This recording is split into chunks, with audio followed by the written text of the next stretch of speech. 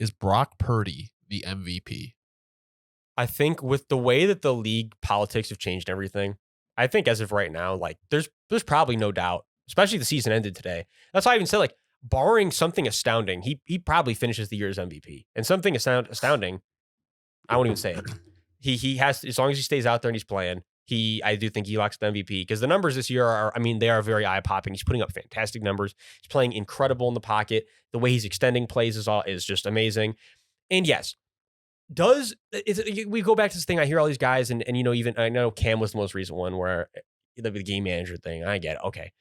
Yeah. And I see, like, it's like back to the I see both sides thing. Like, do I see what Cam is saying?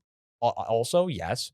But then also from my point of view, it's like, but not everybody needs to be an absolute game-changing QB. Sometimes the best way you can be a game changer is just be the guy who's willing to do everything you need to do just for the team. So it's that's funny what Brock is. Yeah. That's the way he changes the game. Because Kurt Warner was saying that exact thing. He's like, but at what point do you become such a good game manager that you are changing the game?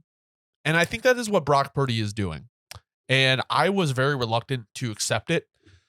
But regardless of the weapons, coaching line, everything like that, he is doing the best that we've seen anybody run this offense. It's not, and I would say it's not even close. Like with Jimmy and everyone else, it was like we'd have a couple of these weeks, and then it'd be one or two every other week where you're like, what the fuck? And you'd see Shanahan on the sideline, like losing his mind. Losing his fucking mind. Yeah, and it's like we just don't have that with Purdy. And it's a completely different feeling. So, okay, let me ask you this. Do you think, because Debo's been playing well, CMC's been playing well, their defense has been playing well, before we go over to the Cardinals, because we know basically what the 49ers are. They are the best team in the NFL. I don't think it's arguable. You can maybe say the Ravens, but I don't think they've been as dominant.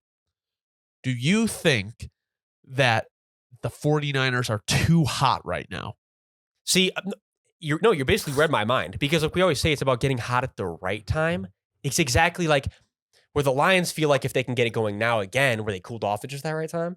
Where it's like if the Niners can keep this going so hot. But again, hey, last year they basically almost did the exact same thing before Purdy got injured. I mean, they could have rolled all the way from like week 13 to like all the way to the end. I mean, there was like 10 or something, just rolling wins. So we do know the Niners are built for it, I guess. It's just, for me, it just comes down to, and it always has been for the Niners, just stay healthy. That is the Niners. So with the Cardinals, it's just tough, because it's like, I feel like whenever we talk about them, it's always the same thing every week. We know what they are. It's a teardown year. Kyler Murray's doing his best, but in a talent-barren team. So it's just kind of like, we expected the 49ers to win. The Cardinals at least competed. McBride and Murray are fire. But it's just like, what is there really to say about this team? Yeah, it's just like the only thing to say is we literally cannot properly evaluate Kyler's situation until a whole offseason of being healthy and next year, where we get some roster development. But even then, that's what makes the situation rather unfair, in my opinion, for Kyler, is that we're going to be judging this. It's kind of like it just all falls on Kyler's shoulders. But to your point, like, he's on a big contract with a team that is so barren in talent. Like, you really, and they had a great draft this year. You got to have another great one next year if this team has any chance they start competing again immediately, because they are still in that very barren range. And that's the thing, you just really can't say that much about them. Another zero sack day for the Cardinals. They desperately need D-line help. Yeah. I think that's the main thing I want to say.